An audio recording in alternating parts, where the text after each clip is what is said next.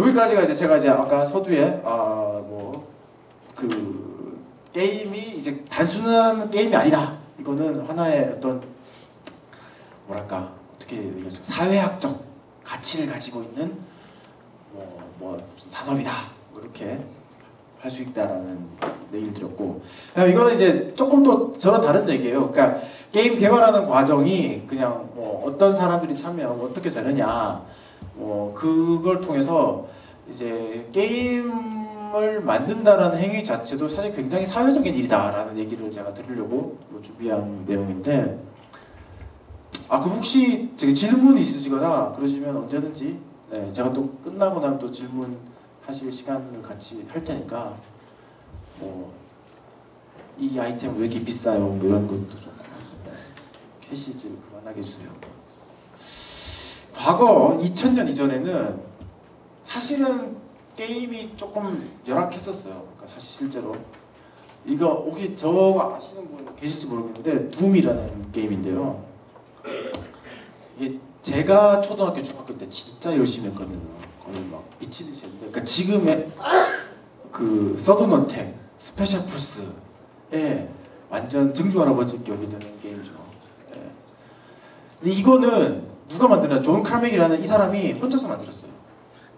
그러니까 이 게임 업계에 전설이 몇 명 있는데 존 카맥, 뭐 시드 마이어, 또 갑자기 리차드 게리엇 뭐 이런 이제 전설적인 몇 명이 있는데 그 중에 한 명이 존 카맥이라는 이 초천재 프로그래머인데, 이 사람이 둠2는 그 로미오인가 두 사람이 만들었는 것 같고, 둠1은 혼자서 만들었고 혼자서 프로그램, 디자인, 아트 다 했어요.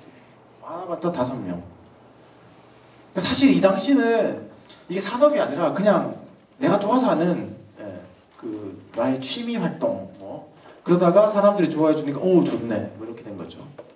이게 해상도가 그 요즘 여러분들 쓰는 모니터 해상도라는 이거 다 아시죠? 요즘 쓰는 모니터가 다 뭐죠? HD급은 1920, 1080, 1640, 1020인가? 하여튼 그런데 이게 320by 280이었어요. 그러니까 가로가 한 6분의 1 맞나? 잠깐만 1900으로 치면 6배, 280이니까 5배. 그러니까 면적으로 치면 30분의 1이죠. 지금 여러분들이 보시는 화면에. 그러니까는 이게 이제 가능했던 거죠. 이제 이 혼자서 뒤집고 다 하는 게. 그래서 이 사람이 되게 재밌는 얘기를 했던 게, 자기가 이제 둠1을 만들고 둠2를 만들고 이제 2004년도니까 둠3를 만들었는데, 둠1을 만들 때만 해도 자기가 혼자서 만들다가 재미없네? 라고 하면 에이 다시 만들어가 가능했는데, 둠3를 만들 때 가장 짜증났던 일은 이걸 실컷 만들어다 보니까 다시 만들어를 못하는 거죠. 너무 많이 만들어놨으니까. 너무 많은 사람들이 투입됐고 너무 많은 자본들이 들어갔으니까. 그러니까 그게 이제 그 산업화가 되었다라는 어떤 제가 근거로 이제 말씀드리는 건데, 예를 들어서 뭐가 있을까? 아이온 같은 게임이 있다. 사실 그거 만드는데 개발기가 5년, 자본 수백억이 들어갔는데 만들다가 재미없네? 라고 하는 순간 회사가 망하는 거죠. 그냥 접어버리는 거죠. 그러니까 굉장히 이제 과거에 비해서 요즘은 굉장히 뭐랄까 좀 산업화되었고 진짜 뭐랄까 체계화되었다. 현재의 게임 개발 보면 테라 개발비 400억, 저를 좀 괴롭히는 악마 1000억, 블레이드 앤 소울 500억, 아이온 230억.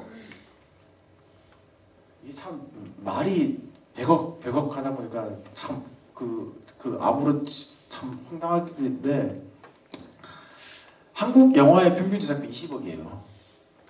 그러니까 지금 요즘 만드는 게임이 보통 영화 한 편 제작하는 거에 20배 가까운 돈이 들어간다는 거죠. 그러니까 어마어마한 정말 돈이죠. 400억이라는 돈은.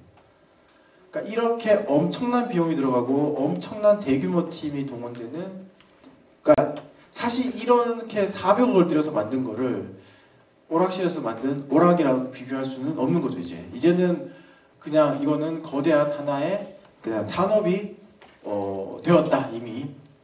제가 이거는 그냥 대충 적어본 건데, 개발팀에서 보통 있는 포지션들이 리스트예요. 그러니까 사람들이 저한테 그러죠. 개발팀은 어떤 사람들이 일어나는 게임 회사에서 뭘 해야 되나? 이것도 사실 개발만 적은 거죠. 이제 그거 말고 이제 마케팅, 사업, 뭐 서비스, 지원, 뭐 운영 이런 건 또 다른 조직이니까. 그러니까 이거는 이제 혹시 또 여러분들이 게임 좋아하시는 분도 계실지도 모르겠어서 그냥 이러이러한 사람들이 뭐 하는 사람들이다라고 제가 그냥 간단하게 설명만 좀 드리고, 그래서 게임할 때 너무 욕하지 말아달라. 이 사람들이 정말 못 빠지게 열심히 공부하고 이제 준비하고 있는 사람들이니까. 레벨 디자이너는 맵을 만드는 사람들이에요. 그러니까 예를 들어 서든어택 같으면 서든어택에 내가 뭐 웨어하우스 맵이다. 그러면 내가 상자를 어디다 배치해야 되고 이 컨테이너 어디다 배치해야 되고, 그다음 어디다가 구멍을 뚫어야 되고, 어디다가 스나이퍼를 할 수 있게 해줘야 되고, 그다음에 RPG를 만든다 그러면 몬스터를 어디다가 배치해야 되고, 몬스터에다가 장애물 어떻게 만들어야 되고, 길을 어떻게 닦아야 되고, 뭐 이런 거를 만드는 사람들이 레벨 디자이너예요. 컨텐트 디자이너는 뭐냐면 이건 약간 조금 이제 제너럴할 수도 있는데, 그러니까 이 게임에 내가 들어가야 되는 컨텐츠들이 뭐 어떤 것이 있겠다, 뭐 퀘스트 시스템 어떻게 해야 될 것 같고, 뭐 이런 것들 디자인하는 사람이고, 시스템 디자이너는 사실 이거는 시스템 디자이너는 굉장히 수학적 지식이 많아야 되는 사람인데, 그러니까 퀘스트를 디자인하더라도 내가 퀘스트에서 어떤 퀘스트일 때 보상을 얼마나 주고, 내가 여기에다가 골드를 얼마나 주고, 그 다음에 얘 퀘스트를 수행했을 때 떨어지는 아이템의 확률이 얼마나 만들었을 때 이게 나중에 종합적으로 레벨 한 10 정도까지 갔을 때 이 퀘스트에서 준 보상이 이 10 정도 지난 후에 어떤 영향을 주고, 뭐 이러는 것들을 갖다가 유기적으로 디자인하는 사람들이 시스템 디자이너예요. 이제 커뮤니티 디자이너는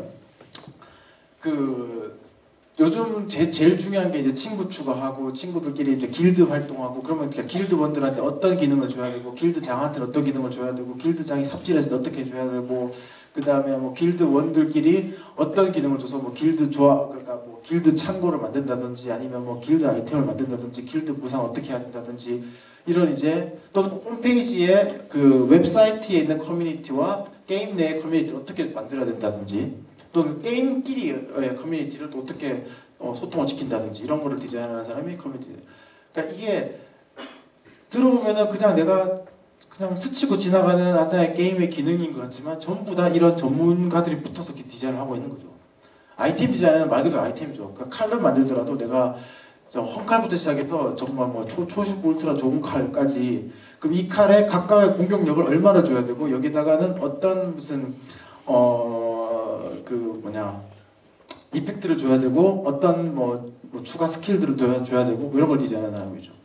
전투 디자이너는 말 그대로 몬스터랑 전투를 할 때 내가 이 몬스터는 어떤 스킬을 쓰고, 이 스킬을 쓰는 몬스터를 내가 어떤 식으로 어떤 패턴으로 얘를 잡을 수 있도록 만들어야 되겠구나 라는 걸 디자인하는 사람이고, 사운드 디자이너는 각각의 상황에 대해서 어떤 상황일 때 어떤 사운드가 나고, 이 사운드의 컨셉은 어떻게 했으면 좋겠다라는 걸 기획하는 사람이고, 이것들을 다 통합해서 이제 게임 디자인 기획이라고 부르거든요. 그러니까 보통 뭐 테라나 아마 블레이드 소울 같은 경우는 이 기획팀만 해도 한 40명 가까이 되는 걸로 알고 있어요. 프로그래머들도 이제 DB 프로그래머 네트워크, 그러니까 DB 프로그래머 같은 경우는 이제 유저들의 아이템 정보라 유저 정보를 정한 DB 네트워크 프로그래머, 서버 AI 서버 프로그래머, 3D 엔진 프로그래머, 여기까지가 이제 서버 관련된 거, 여기까지가 클라이언트 UI, 그러니까 그 화면에 보이는 인터페이스 프로그래머, 그다음에 물리 엔진 담당하는 프로그래머. 그러니까 보통 이것도 아마 그런 블레이드 소울 정도 되면 이 프로그래머들만 한 40명에서 50명 정도 될 걸로 알고 있어요. 이 제일 비용이 많이 들고 제일 많이 복잡한 게 이제 아트팀인데, 이제 이것도 이제 캐릭터 컨셉 아티스트, 이건 사실 설명을 안 드려도 금방 알 것 같은데, UI 컨셉 아티스트, 3D 아티스트, 이펙트는 칼로 칠 때 불꽃이 날 때 이 불꽃을 그럼 어떻게 내가 해야 될 것이냐, 내가 뭐 마법 스킬을 썼다, 그러면 마법 스킬을 어떻게 하면은 효과적으로 보여주게 할 것인가, 이런 거를 이제 그림을 그리는 사람들이죠. 테크니컬 아티스트. 요즘은 워낙에 기술 집약적이기 때문에 내가 그림만 잘 그린다고 해서 이 게임의 아티스트가 될 수가 없거든요. 이 내가 그린 그림이 이런 이제 게임 엔진에서 어떻게 하면 원활하게 돌아갈 수 있을지에 대한 기술적 정보를 가지고 있어야 되는데, 이런 거를 하는 사람이 이제 테크니컬 아티스트. 배경. 이게 보통 개발팀에서 한 100, 한 20, 30명 되는 대규모 인원들이 동원이 되죠. 그러니까 아까 제가 전에 말씀드린 이런 팀들 같은 경우는 거의 그 개발팀의 규모가 한 300명 정도 되는 사람들이 만들고 있는 거죠. 그러니까 제가 사실 그 뒤에 악마를 어제도 10시부터 접속이 안 되고 그저께도 10시부터 접속이 안 돼서 아씨 욕 나오는 이것들이 55,000원 받아 처먹고 뭐한 짓이야 이런 생각이 들었다가도 제가 참고 있는 게 저 지금 이 순간 어디선가 얘네들은 집에도 못 가고 미친 듯이 지금 버그를 잡겠고 있구나 싶어서 제가 그래 내가 일주일만 참아줄게 라고 지금 하고 있는 상황입니다. 이 많은 사람들이 그러니까 QA도 뭐 이렇게 많고 이제 사운드 이렇게 많은데 이 많은 사람들이 정말로 유기적으로 커뮤니케이션에서 일을 할 수 있어야 되는 게 그 이제 게임 개발의 과정이다. 그러니까 제가 이걸 말씀을 드린 이유가 그냥 이제 게임이라는 게 그러니까 인식이 그 지금의 어떤 기성세대의 사회적으로 보면 게임에 대한 부정적 시선도 좀 많다 보니까 이게 도대체 뭐 게임이 뭐 이건 무조건 사회적으로 안 좋은 거 아니야? 이런 생각을 가지고 있는 분들도 계신 것 같아서 제가 게임이라는 게 사실 이렇게 200~300명의 서로 다른 직군이 모여서 거대하게 하는 프로젝트가 그렇게 많지 않아요. 특히 소프트웨어에서는. 그러니까 우리나라에서 이런 300명 규모로 500억씩 써서 저런 블레이드 소울이나 아이온을 만들 수 있다는 것은 국가적으로 봤을 때 굉장한 경쟁력이다. 저런 거를 하기가 저런 인력들을 관리해서 하나의 제품을 만든다는 게 얼마나 힘든 일이고 이거를 할 수 있는 노하우가 있다는 자체가 이거는 굉장한 큰 에셋이 된다. 그러니까 그만큼 어떤 가치가 있다는 점을 이제 말씀드리려고 이제 하는 거고. 네, 그 다음에 1시 15분까지죠. 제가 한 5분만 더 얘기하고 질문이 없을 빨리 끝나고 질문해야 되겠구나. 미래 산업으로서의 게임의 가치. 네, 이거는 이제 사실 이거는 뒤에 내용을 제가 많이 못 적었어요. 제가 이제 그냥 급히 퇴근하는 바람에 제가 말로 어떻게든 떼어야 되는데. K-팝 열풍, 한류 붐. 자, 그러면 과연 2011년도에 그 소녀시대 또 누구냐? 소녀시대 또 누가 있죠? 슈퍼주니어 또 누가 있지? 하여튼 YG, SM, JYP 통틀어서 2011년도에 과연 얼마나 수출했을까? 혹시 한번 짐작해 볼 분 계신가요? 아시는 분 있으실까? 얼마를 과연 벌었을까? 100억, 1000억, 1조, 5천억, 만원. 그 2011년도에 이게 1300몇억 벌었대요. 한경에 나왔던 건데 1347억. 2011년도에 게임이 수출한 총 금액 1조 8121억. 그러니까 게임이 K-팝 열풍의 수출액의 14배를 작년에 벌어들였거든요. 아무도 이걸 기사로 한국경제에서만 이 아저씨가 썼고 이거를 열심히 셧다운제와 게임에 대한 부정적인 얘기를 할 때 아무도 이거를 공개하지 않아요. 사실은 이제 저희는 업계에 있는 사람으로서는 되게 열받는 게 아니 무슨 소녀시대는 애국자고 게임 개발자는 애국자가 아니냐는 거죠. 이제 이거를 실제로 이제는 거의 이거는 순이익으로 봤을 때는 웬만한 자동차 몇 대 파는 것보다 훨씬 더 게임이 많이 벌고 있는 상황이고, 그러니까 국내에서 보는 것보다 한국이 적어도 온라인 게임에 대해서는 거의 이제 출발점이기 때문에 중국에서 지금 1등하는 게임이 크로스파이어라는 게임인데 동시 접속자가 300만이에요. 300만. 제가 깜짝 놀랐어요. 진짜. 역시 대륙의 기상이라고. 가입자가 4억 명이래요. 그 크로스파이어라는 게임이. 그 회사가 작년에 벌어들였던 중국에서 작년에 벌어들였던 돈이 그 게임의 매출이죠. 게임이 1조 2천억 정도 된대요. 근데 작년에 전 세계에서 게임으로 1조 이상을 번 게임이 유일하게 또 하나가 더 있는 게 그게 월드 오브 워크래프트예요. 그러니까 이제 이 크로스파이어라는 게임 하나가 그 월드 오브 워크래프트보다 조금 더 먼 중국에서만 1등이 크로스파이어고 그것도 이제 한국 게임이고 2등이 던전 앤 파이터. 예, 아시죠? 그것도 아시다시피 한국 게임이고 제 앞에서 조금 덜 자랑했지만 제가 옛날에 J2M 할 때 만들었던 레이스트라는 게임이 하나 있는데 그게 태국에서 지금 1등 하고 있는 게임이거든요. 그게 뭐 그게 많이는 못 벌었는데 하여튼 그것도 뭐 태국에 가면 제가 이제 한 번씩 이제 저번에 와이프라이드 때 가면 태국의 그 수쿰빗 거리라고 그 태국의 명동 이런 데가 있거든요. 거기 백화점 이렇게 레이스틱 간판이 쫙 이런 거 저거 내가 만든 거라고 안 믿더라고요. 헛소리하지 말라고. 그러니까 아니 진짜라고 내가. 그러니까 이게 어쨌든 이제 이게 하나의 문화 현상이기 때문에 그리고 인터넷이 보급된 곳이라면 어디든지 나갈 수 있기 때문에 지금 우리가 가지고 있는 아까 제가 말씀드렸던 그런 개발의 프로세스, 개발력, 개발의 조직, 개발의 문화 이런 것들을 SS로 해서 사실은 지금 얘기하는 한국의 웬만한 컨텐츠 산업보다 훨씬 더 많은 돈을 벌 수가 있는 거죠. 제가 약간 또 반 정도 자랑을 하자면 옛날 그 무슨 드라마 태왕사신기인가? 태왕사신기라는 드라마가 일본의 드라마 판권 계약을 하면서 얼마나 받았더라? 10억인가? 12억인가 받았다고 하더라고요. 저희가 그때 예전에 만들었던 게임을 중국에 수출하면서 저희가 한 방에 받았던 돈이 20억이거든요. 그래서 제가 아니 배용준이 나온 태양사신기보다 우리가 더 많이 받는 거야. 그래서 저희가 그때 판권료로만 벌어들였던 게 한 70억 정도 벌었었는데 이것도 이제 아무도 얘기를 안 하니까 공개를 하지 않으니까. 근데 알게 모르게 게임이 진짜로 이제 그냥 단순히 뭐 PC방 게임 중독 이런 차원의 문제가 아니라 굉장히 산업적으로는 그 엄청난 가치를 가지고 있다. 네.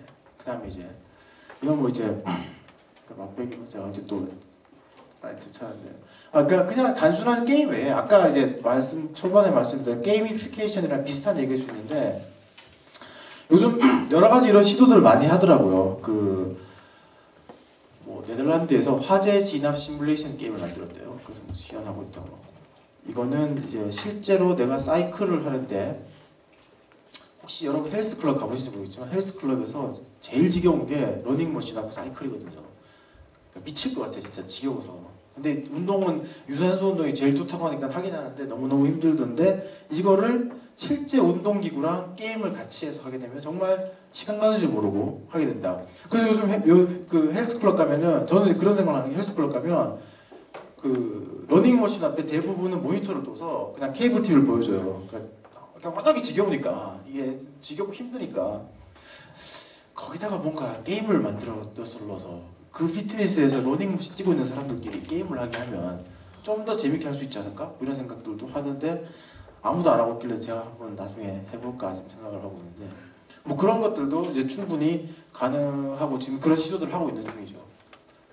이건 실제로 그 군의관 교육 의료로 사용된대요. 그러니까 응급 환자 처리 교육 뭐 3DI 팀이라는 이런 게임이 있다고 하네요. 네, 그래서 그런 군의관들끼리 이걸로 내가 실제로 그 병사 응급 처치를 훈련하고 거기에 따라서 평가하고 게임하고 이거는 사실 저는 이거 보면서 야 이걸 군사 훈련으로 쓰면 야 이거보다 콜 오브 듀티라는 게임이 훨씬 더 낫겠다 씨.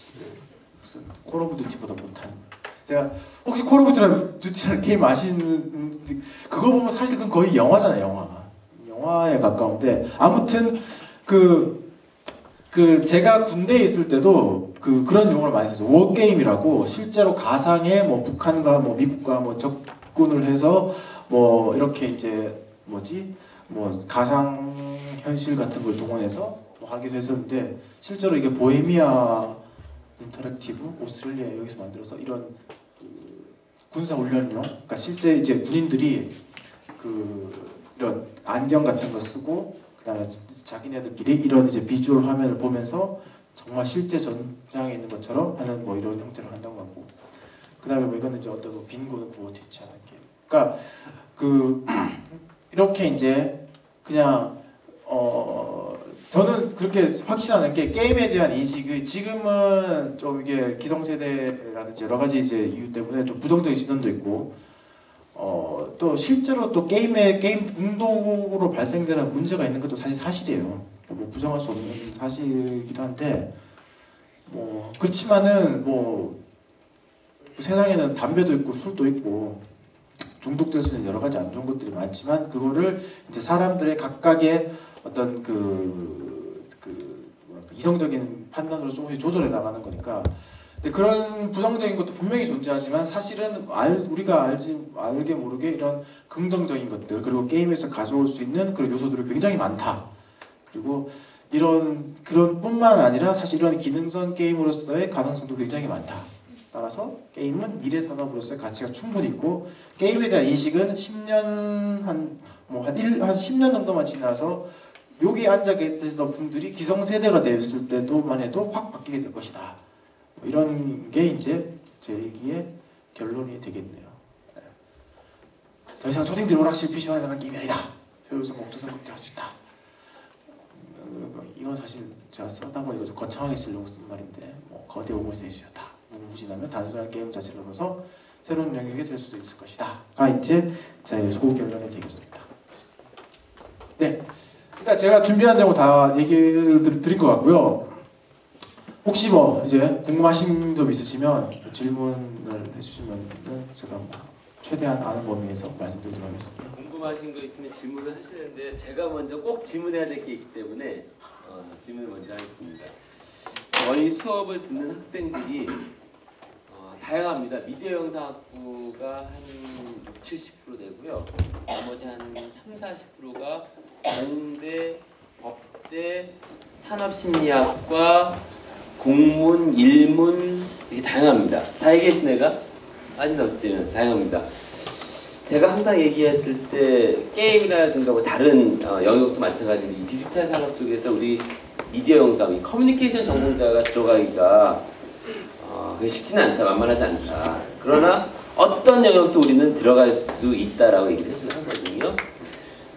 선생님, 우리 학생들 간에 게임 쪽으로 가고 싶어하는 학생 많이 있습니다. 어떤 준비를 해야 될까요? 특히나 우리 공대 쪽 위주로 해주지 마시고, 물론 선생님이 공대 출신이긴 하시지만 우리 인문사회계 출신 학생들한테 어떤 준비를 해야 될까요? 가능은 한가요?부터. 충분히 가능합니다. 충분히 가능하고 아까 말씀을 서두에 드렸다시피 이제 약간 게임이 어떤 그런 이제 문화적인 측면, 네, 그 다음에 약간 사회적인 측면 뭐 이런 게 되기 때문에 충분히 가능하고 근데 뭐랄까 범위가 되게 넓은 것 같아요. 그냥 게임 업계라는 게. 그러니까 게임업이라고 생각하면 사실은 되게 축약된 개념인 것 같지만 사실 굉장히 넓은 개념이거든요. 그러니까 뭐 이를테면은 삼성전자로 들어가려면 어떻게 해야 되나요? 그럼 질문이 그래 삼성전자에 뭐를 하고 싶은데 삼성전자에 인사팀을 하고 싶어, 개발을 하고 싶어, 연구를 하고 싶어, 해외팀을 하고 싶어, 마케팅을 하고 싶어, 경영 지원을 하고 싶어, 홍보를 하고 싶어, 재무를 하고 싶어. 이렇게 이제 질문이 될 거 아니에요. 왜냐하면 각각의 카테고리별 답이 다 다를 테니까. 마찬가지로 게임 업계도 요즘은 아까 말씀드렸다시피 굉장히 대규모가 되기 때문에 게임 업계에 들어가려면 어떻게 해야 되나요?에 대해서 이제 그러면 잠깐만 그런데 게임 업계도 인사팀도 있고 재무팀도 있고 총무팀도 있고 경영팀도 있고 마케팅팀도 있고 뭐 QA팀도 있고 개발팀도 있고 해외 지원팀도 있고 해외 사업팀도 있고 해외 전략팀도 있는데 어디를? 이렇게 이제 될 수 있으니까 사실 이제 그런 굉장히 이제 구체적으로 생각하셔도 된다라는 얘기를 먼저 이제 말씀드리고 싶고 두 번째는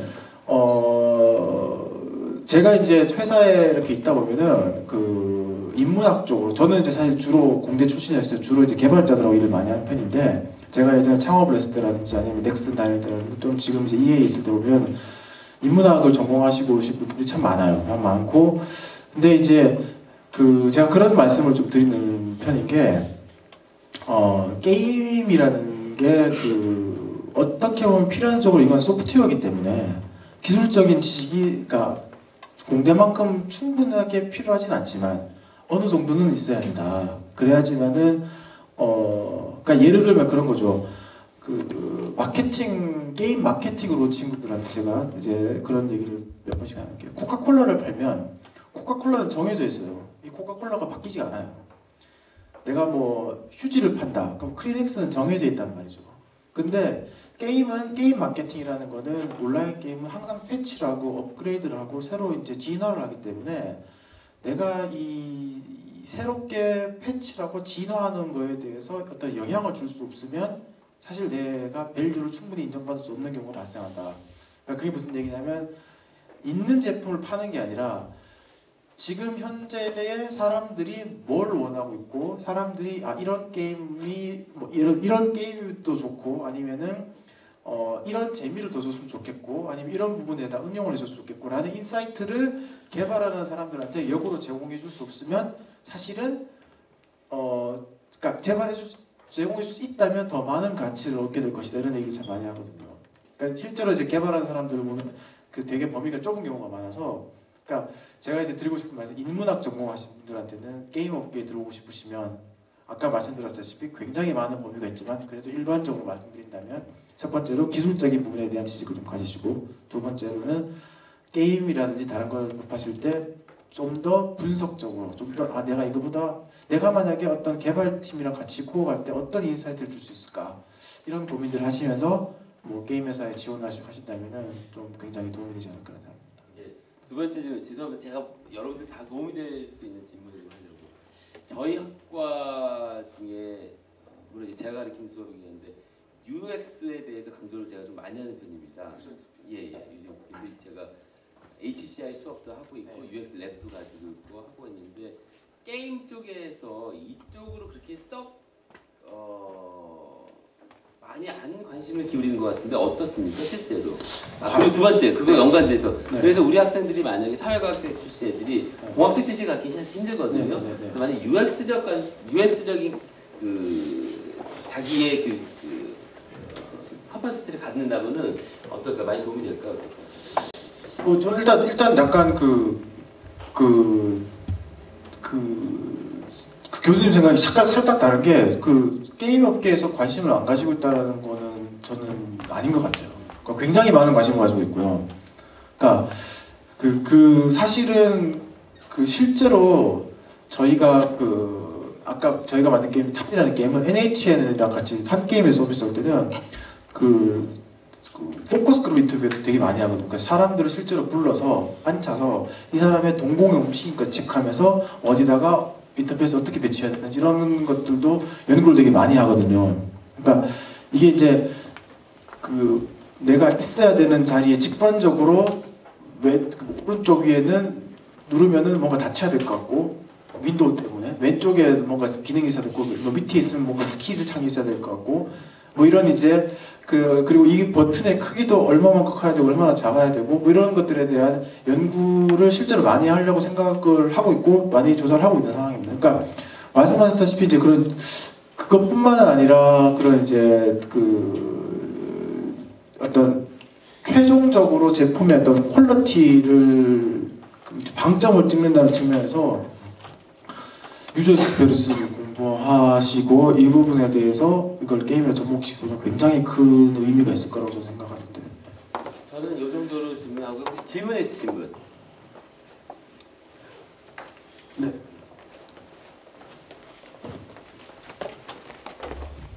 궁금한 건 저는 미디어 영상학부 4학년 이윤철입니다. 네. 궁금한 건 게임 산업 종사자로서 셧다운제에 대해서 어떻게 생각하는지 생각을 듣고 싶습니다.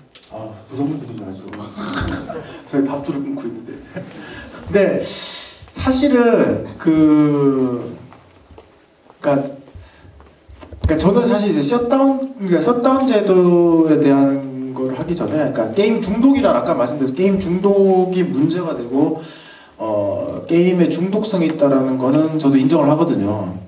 그리고 게임 회사에서 실제로 게임 만들 때 그런 얘기를 참 많이 해요. 어떻게 하면 중독시킬까? 어떻게 하면 돈을 쓰게 할까? 사실 그래야지 먹고 사니까.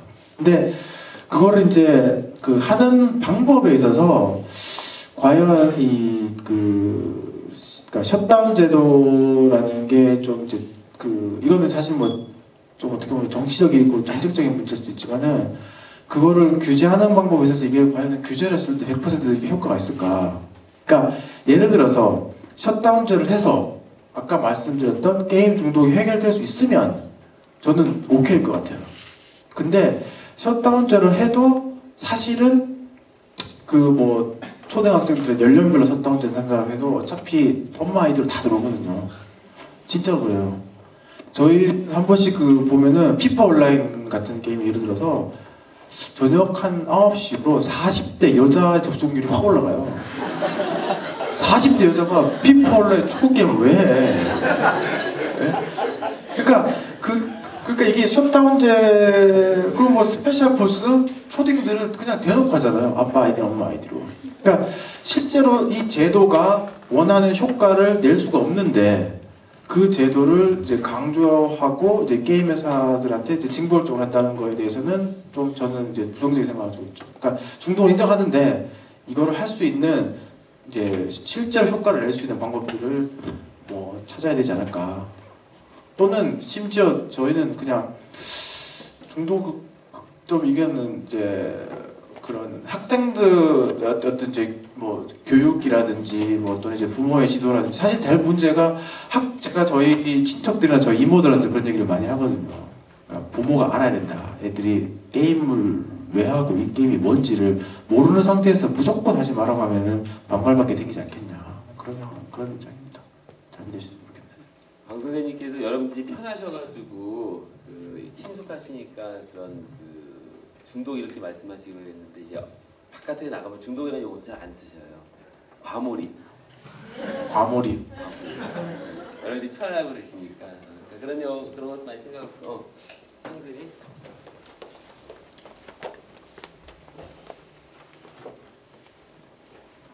저는 산업심리학과 4학년 이상근이라고 하고요. 제가 드리고 싶은 질문은 이제 방금 말씀하셨듯이 그 과몰입이라는 부분에 대해서 되게 지금 게임의 부정적인 측면으로 많이 이렇게 부각이 되고 있는 부분이잖아요.